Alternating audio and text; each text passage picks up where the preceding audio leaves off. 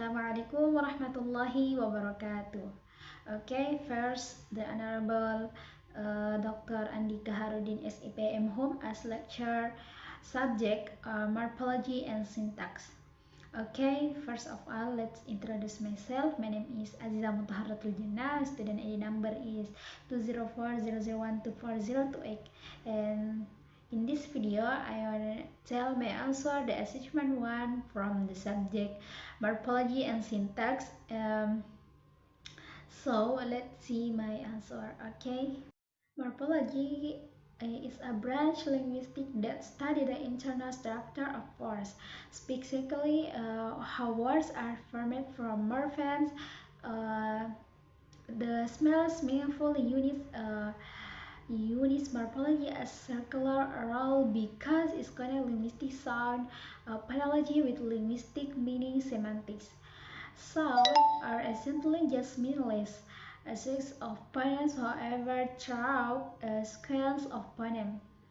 Morphological process, the sounds are arranged into morphemes, which then form words with comprehensible meanings. In other words, morphology provides a container from sound to carry a meaning. Answer is the evolution of morphology from classics to modern. The field of morphology has undergone a long development from the classical period to modern linguistic theory. In the classical period, Greek and Latin, morphology was understood as part of traditional grammar that focused on intellectual patterns. Change in the word form according to grammatical function such as case, number, or tense. Features as the dictionary, text word, technique, grammatic, which divided words into a specific class, while uh, Latin grammar emphasizes the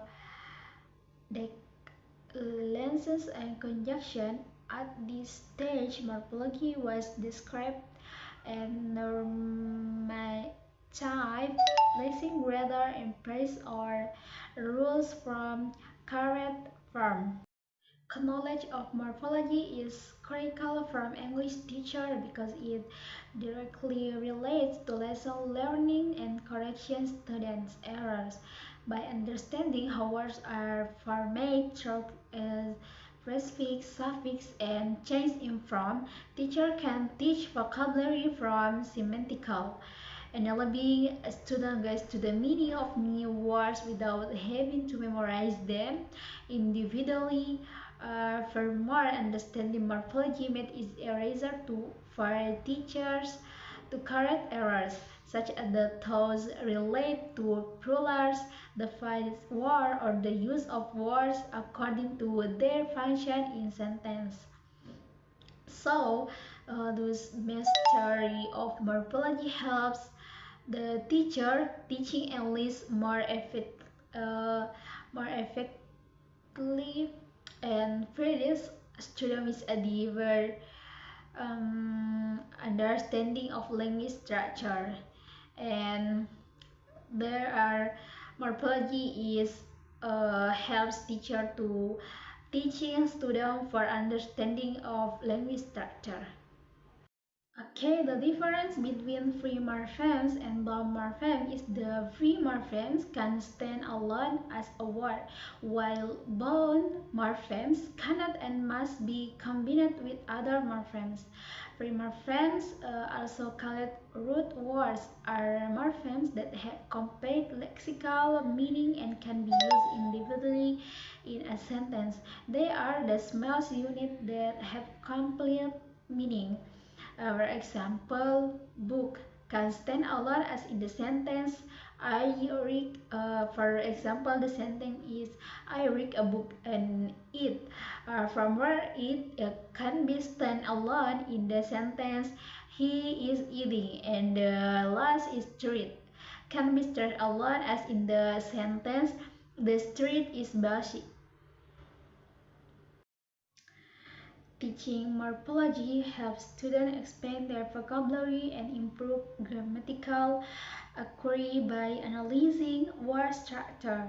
Through understanding morphemes such as roots, prefix, and suffix, students not only memorize but also independently guess the meaning of new words. For example, from the tooth word to tulis or penulis or tulisan. Formal knowledge of word from change enables students to choose the appropriate word from according to semantic function. Understanding the difference is meaning caused by affixation, such as me or the.